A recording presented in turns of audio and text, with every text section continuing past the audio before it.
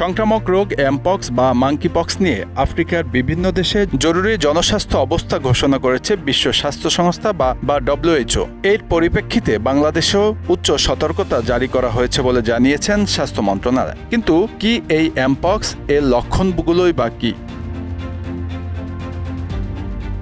Mpox ভাইরাসটি প্রথম 1958 সালে ডেনমার্কের একটি গবেষণাগারে বানরের শরীরে শনাক্ত করা হয়। এরপর 1970 সালে কঙ্গোতে প্রথম মানবদেহে এটির উপস্থিতি ধরা পড়ে। এটি প্রধানত মধ্য ও পশ্চিম আফ্রিকার কিছু এলাকার মধ্যে সীমাবদ্ধ ছিল, কিন্তু সাম্প্রতিক বছরগুলোতে এটি বিভিন্ন দেশে ছড়িয়ে পড়েছে।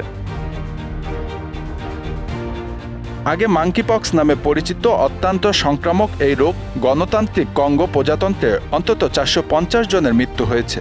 ধীরে ধীরে এটি বুরুন্ডি, উগান্ডা, রুয়ান্ডা, সুইডেন, কেনিয়ায়ও ছড়িয়ে পড়েছে। পাকিস্তানের স্বাস্থ্য মন্ত্রণালয় জানিয়েছে দেশটিতে এমপক্স আক্রান্ত একজনকে শনাক্ত করা হয়েছে। তবে বাংলাদেশে এখনও এই সংক্রমণে আক্রান্ত হওয়ার কোনো খোঁজ পাওয়া যায়নি।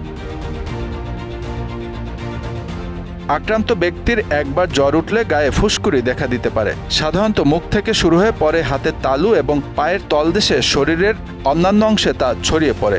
অত্যন্ত চুলকানো ও ব্যথাদায়ক এই ফুসকুড়িগুলো পরিবর্তন হয় এবং বিভিন্ন ধাপে পেরিয়ে স্ক্রাব বা গোল গোল পুরু আস্তরে পরিণত হয়ে শেষে পড়ে যায়। এর ফলে দাগ সৃষ্টি হতে পারে। গুটি বসন্তের একই গোত্রীয় ভাইরাস হলেও এমপক্স সাধারণত অনেক কম ক্ষতিকারক। প্রথমে এটি প্রাণী থেকে মানুষের মধ্যে স্থানান্তরিত হয়েছিল, কিন্তু এখন এটি মানুষ থেকে মানুষের মধ্যেও ছড়ায়। এর সংক্রমণের কারণে গুরুতর ক্ষেত্রে মুখ, চোখ এবং যৌনাঙ্গ সহ পুরো শরীরে ক্ষত তৈরি করতে পারে। তবে সংক্রমণের 14 থেকে 21 দিনের মধ্যে এটি নিজে নিজেই ঠিক হয়ে যেতে পারে। তবে ছোট শিশু সহ ঝুঁকিপূর্ণ গোষ্ঠীর জন্য কিছু ক্ষেত্রে এটি অত্যন্ত মারাত্মক। এমপক্স ভাইরাসের কোনো নির্দিষ্ট চিকিৎসা এখন পর্যন্ত আবিষ্কৃত হয়নি। তবে স্মল পক্সের জন্য ব্যবহৃত কিছু ওষুধ ও ভ্যাকসিন এই ভাইরাসের বিরুদ্ধে কিছুটা কার্যকর হতে পারে।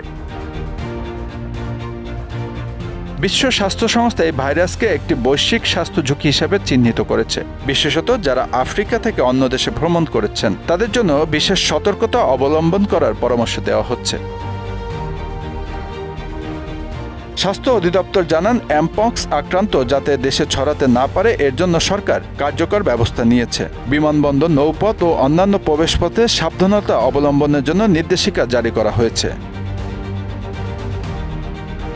Bangla affairs news desk.